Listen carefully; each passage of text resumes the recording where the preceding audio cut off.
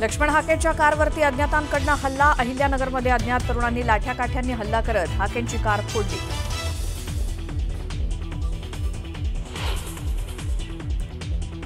सदाभाऊ खोत यांना शेतकऱ्यांनी पिटाळून लावलं। पाहणी न करताच माघारी फिरण्याची सदाभाऊंवर वेळ। माढाच्या उंदर गावात सदाभाऊ खोतांविरोधात शेतकऱ्यांचा रोष।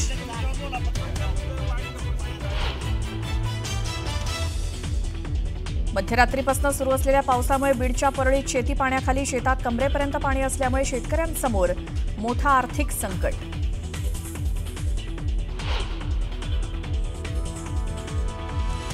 साताऱ्याच्या म्हसवडला मुसळधार पावसाचा तडाखा। म्हसवडमधील शिंगणापूर रस्त्याला पाण्याचा वेढा। अनेक दुकानांमध्ये पावसाचं पाणी शिरल्यामुळे मोठं आर्थिक नुकसान।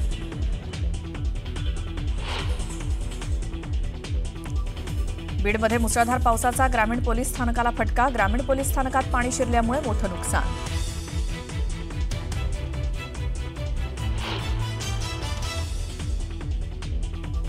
धाराशिवच्या आरणी गावात मुसळधार पावसाचा तडाखा। आरणीतील रस्ते पाण्याखाली, नागरिकांच्या पुराच्या पाण्यातनं जीवघेणा प्रवास।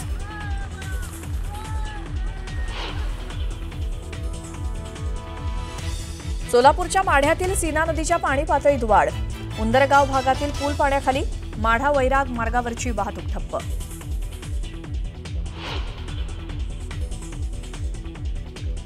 परांडा तालुक्यातील शेळगाव इथेही मुसळधार पाऊस। गावाला आणि शेतीला पुराचा विळखा। ड्रोनच्या नजरेतनं दाहकता समोर।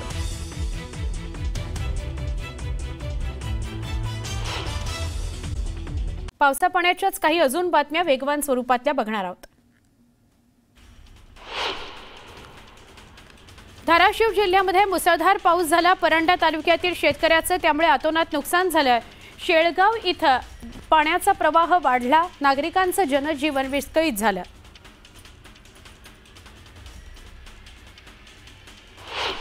धाराशिवच्या भूम तालुक्यातील पाथरूड आणि आंबी परिसरात जोरदार पाऊस झाला। आंबी गावातील व्हिडिओ समोर आलाय। या गावात किती पाणी साचलंय हे या व्हिडिओतून स्पष्ट होत आहे। धाराशिव जिल्ह्याच्या भूम परंडा तालुक्यात मुसळधार पाऊस झाला। प्रशासनानं एनडीआरएफच्या टीम्स परत बोलवल्या। परंडा तालुक्यातील 12 गावातील नागरिकांच्या स्थलांतराचं काम प्रशासनाकडून सुरू करण्यात आलंय। धाराशिव जिल्ह्यातील कळंब तालुक्याला पावसाचा जोरदार फटका बसला। कळंब तालुक्यातील मंगळूर शिवारात पाऊस झाला। या मंगळूरच्या बंधाऱ्याला मोठ्या प्रमाणात पाणी आलं। बंधाऱ्याचं पाणी गावांमध्ये शिरलं। धाराशिवच्या वाशी तालुक्यामध्ये पावसानं जोरदार धुमाकूळ घातलाय। मुसळधार पावसानं ठिकठिकाणी पाणी साचलंय। यामुळे नागरिकांची चांगलीच तारांबळ उडालेली आहे। धाराशिव जिल्ह्यात झालेल्या मुसळधार पावसामुळे आरणी गावात पूर आलाय। यावेळी पुराच्या पाण्यातून आरणीतील ग्रामस्थांना जीवघेणा प्रवास करावा लागतोय। एकमेकांच्या मदतीने नागरिकांनी पलीकडे जाण्याचा प्रयत्न केला। मुसळधार पावसामुळे बीडच्या ग्रामीण पोलीस ठाण्याच्या मुख्य इमारतीत पाणी शिरलं। महत्त्वाच्या कागदांसह इतर साहित्य भिजलं। नाल्याचं पाणी पोलीस ठाण्यात शिरलं। मोठं नुकसान झालं। यावेळी बीडचे पोलीस अधीक्षक नवनीत कावत यांनी पोलीस स्थानकाची पाहणी केली। बीड शहरातून वाहणाऱ्या बिंदुसरा नदीला महापूर आला। पुराच्या पाण्याचा प्रवाह वाढला। दगडी पुलावरून पाणी वाहत असल्याने हा मार्ग वाहतुकीकरता बंद झाला। त्यामुळे नदीकाठच्या गावांना सतर्कतेचा इशारा देण्यात आला। बीडच्या माजलगाव तालुक्यातील सरस्वती नदीला पूर आला। पुलावरून पाणी वाहत असल्याने गावाचाही संपर्क तुटला। मात्र अशा परिस्थितीत गावातील नागरिकांचा धोकादायक प्रवास सुरू आहे। बीडच्या माजलगाव तालुक्यातील सरस्वती नदीला पूर आला। पुलावरून पाणी वाहत असल्याने कोथळा गावाचा संपर्क तुटला। परिसरातील गावांना सतर्कतेचा इशारा देण्यात आला। बीडमध्ये झालेल्या मुसळधार पावसानं मांजरा प्रकल्पातून मोठ्या प्रमाणात पाण्याचा विसर्ग करण्यात आलाय। यामुळे मांजरा आणि सिंदफणा नदीकाठच्या गावांना सतर्कतेचा इशारा देण्यात आलाय। हिंगोलीत झालेल्या मुसळधार पावसामुळे पैनगंगा नदीला पूर आला। या पुरामुळे कळमनुरी आणि पुसदकडे जाणाऱ्या महामार्गावर आणि पुलावर पुराचे पाणी आल्याने वाहतूक ठप्प झाली। हिंगोलीच्या कळमनुरी वसमतमध्ये ढगफुटी सदृश्य पाऊस झाला। सर्वत्र पाणीच पाणी साचलं। गावांमध्ये पाणी शिरलं। आपत्ती व्यवस्थापन देखील अलर्ट मोडवर आलं। शिक्षण विभागाकडून शाळेला सुटी देण्यात आली आहे। हिंगोलीच्या पांगरा परिसरात झालेल्या मुसळधार पावसामुळे ओढ्याला पूर आला।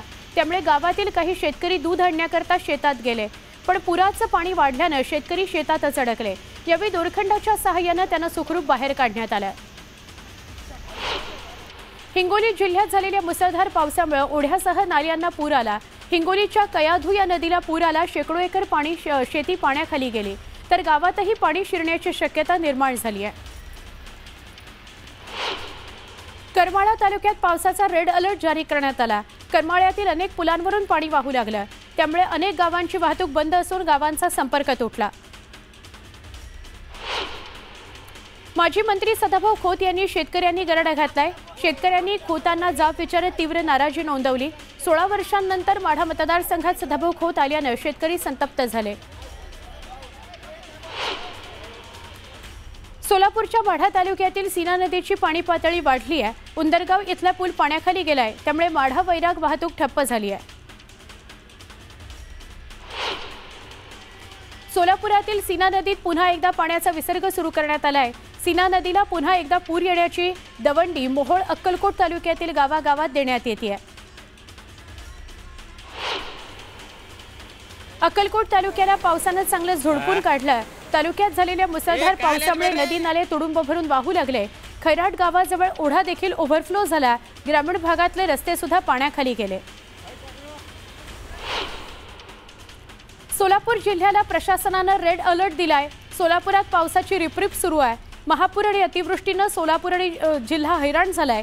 पावसाची जर परिस्थिती अशीच राहिली तर अजून एकदा पूर येण्याची शक्यता वर्तवली गेली आहे।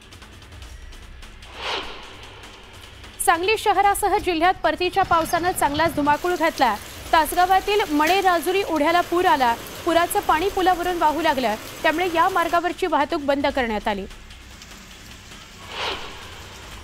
साताऱ्याच्या म्हसवडला मुसळधार पावसाने जोरदार तडाखा दिला। म्हसवड इथल्या शिंगणापूर रस्त्याला पाण्याने वेढा दिला। रस्त्यावरील दुकानांमध्ये पाणी शिरलं। यवतमाळमध्ये सततच्या पावसाने कापूस भिजला। शेतकऱ्यांनी कष्ट करून उभं केलेलं पीक पावसात भिजून गेलं। आता शेतकऱ्याच्या हातात काहीच राहिलेलं नाही। कर्ज कसं फेडायचं आणि पुढच्या हंगामाकरता पैसे कुठून आणायचे असा मोठा प्रश्न कापूस उत्पादक शेतकऱ्यांसमोर उभा आहे। नांदेडच्या पासदगाव इथल्या असना नदीच्या पुलावरून पाणी वाहत आहे, त्यामुळे हा मार्ग बंद करण्यात आलाय। तरोडा गावाजवळच्या ओढ्याला पूर आलाय। रस्ता वाहतुकीकरता बंद करण्यात आलाय। पावसामुळे या भागातील गजानन मंदिर परिसरात अनेक घरात पाणी साचलंय। नांदेडमध्ये पहाटेपासूनच सुरू असलेल्या मुसळधार पावसामुळे दुलेशहा नगर इथल्या एका घरावर वीज कोसळल्याचा दावा स्थानिकांनी केलाय। या घटनेत घर जळून खाक झालं। घरात कुणी नसल्याने सुदैवाने जीवितहानी टळली। नांदेडमध्ये पावसाचा जोर वाढला। संततधार आणि मुसळधार पावसाने नांदेडमध्ये रस्त्यावर पाणी साचलं। पावसाचा जोर कायम राहिला तर नांदेडमध्ये भीषण परिस्थिती निर्माण होण्याची शक्यता आहे। लातूर जिल्ह्यात सर्वदूर धोधो पाऊस पडतोय। परिणामी जिल्ह्यात अनेक ठिकाणी पूरस्थिती निर्माण झाली आहे। सेलू एरंडी या मार्गावरील पूल तसंच घनसरगाव रेणापूर पूल पाण्याखाली गेलाय। तवरजा या नदीला पूर आलाय। धानोरा शिरशी हा पूल सुद्धा वाहतुकीकरता बंद झालेला आहे। पालघरमध्ये झालेल्या मुसळधार पावसामुळे डहाणूतील आशागड इथं नदीत आंघोळी करता गेलेले 2 तरुण नदीच्या प्रवाहातच अडकले। यावेळी स्थानिकांनी मग दोरीच्या सहाय्याने या दोन्ही तरुणांना सुखरूप बाहेर काढलं। नाशिकच्या गंगापूर धरणातून पाण्याचा विसर्ग वाढवण्यात आलाय। गंगापूर धरणातून 1569 क्युसेक वेगाने पाण्याचा विसर्ग सुरू आहे, त्यामुळे गोदावरीच्या पाणी पातळीत वाढ झाली आहे। रामकुंड आणि गोदाघाटाच्या परिसराला गोदावरीच्या पाण्याने वेढा घातलेला आहे। इंदापूरच्या उजनी धरणाच्या सांडव्यावरून भीमा नदी पात्रात होणारा विसर्ग वाढवण्यात आलाय। नदी पात्रात तत्सम साहित्य अथवा जनावरे असल्यास तात्काळ हलवण्यात यावीत अशा सूचना प्रशासनाकडून देण्यात आल्या आहेत। सातारा जिल्ह्यात आणि घाटमाथ्यावर मुसळधार पाऊस पडतोय। धरणांच्या पाणी पातळीत वाढ होतीये। सगळीच धरणं 99 ते 100% भरलेली आहेत। सातारा जिल्ह्याला पावसाने ऑरेंज अलर्ट दिलाय। कोयना धरणाच्या पाणी पातळीत वाढ झाली आहे, त्यामुळे कोयना धरणाचे 2 वक्र दरवाजे उघडण्यात आलेत। धरणातून 5300 क्युसेक वेगाने पाण्याचा विसर्ग सुरू आहे। यवतमाळ जिल्ह्यात झालेल्या पावसामुळे शेतकऱ्याचं कापूस आणि सोयाबीन पीक धोक्यात आलंय। काही भागातील पीक पूर्णपणे उद्ध्वस्त झालंय। हतबल शेतकऱ्यांना टाहो फोडलाय। सरकारनं नुकसान भरपाई द्यावी अशी मागणी शेतकरी करतोय। पुणे जिल्ह्यात काही ठिकाणी पावसानं हजेरी लावली। शहरात सकाळपासूनच ढगाळ वातावरण आहे आणि गारवा सुद्धा पसरलेला आहे।